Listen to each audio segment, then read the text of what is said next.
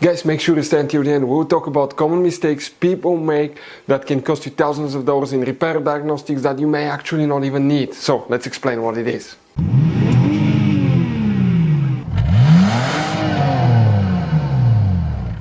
Hey guys, welcome back to Auto Mechanics. Super quick helpful video for any of you trying to find fuses relays for the variable timing, also known as variable timing solenoid on Jeep Cherokee.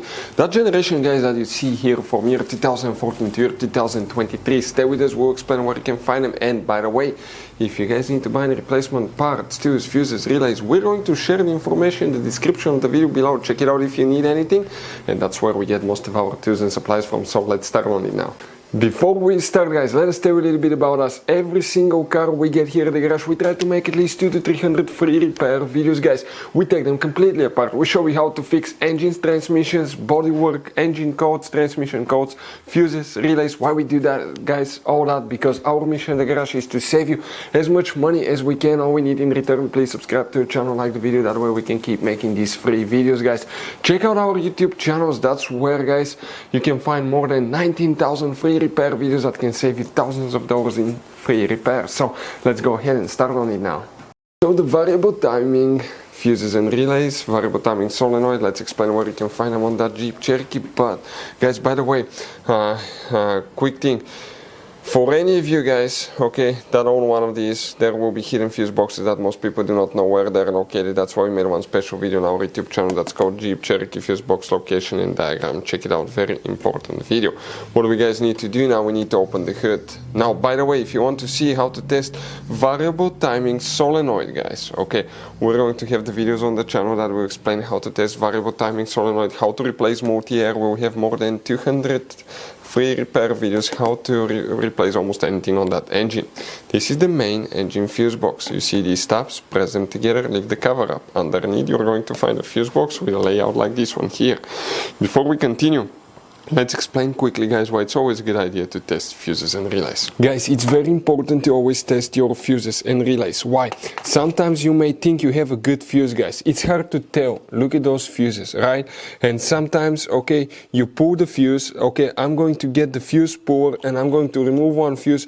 I want to show you on that 20 amp fuse. Sometimes it's very unclear if that fuse is burned or not. You may not clearly see it. So always, guys, test them, because if you don't test the fuse, you assume it's good, you end up spending money, time and diagnostics for problems that do not exist, guys. So you can just waste your money and time. Always test your fuses, always test relays.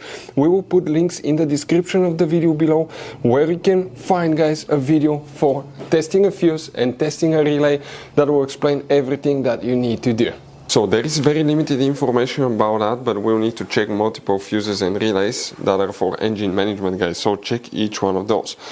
Now you may have some, you may have all, it really depends, guys, okay, on the configuration. But here you see that fuse number 7.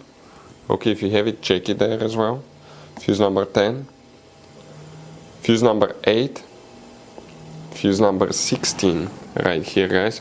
Also, you will need to check fuse number 13. You see there is one red fuse between the two relays right here. We didn't do a good job taking the picture there, but that fuse will need to be checked. You need to locate fuse number 30. This is a double fuse known as micro 3-blade fuse. Always keep some spare ones because those are hard to find.